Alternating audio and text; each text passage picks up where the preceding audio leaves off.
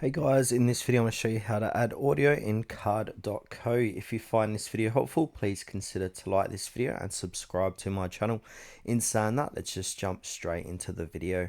Okay, first step is to head on over to card.co and go ahead and sign into your account or create a new account.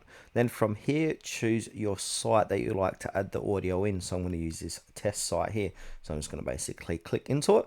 Now we need to add an element inside of your container here. So go ahead and click onto it. Click on the top right, click on add an element, then choose audio. Now we can go ahead and move that audio to wherever you want on your page. Now to the left hand side, we're going to see the audio tab with the URL. So this accepts URLs in the following formats. So we got Audiomack, Bandcamp, Google Drive. So these are the formats you need to go ahead and use for your audio. So if you got a Google Drive, make sure it's going to look like this. So if I come here, that didn't work. Yeah, so just basically it's going to be https drive.google.com file and then your audio. Now to add audio to say Google Drive, basically I'm just going to open up a new tab. Then I'm going to click on the 9 dots next to my profile, click onto Drive. And now once we've opened up Drive, we want to go ahead and upload that audio if you haven't done so already. So we can click onto new and then click onto file upload.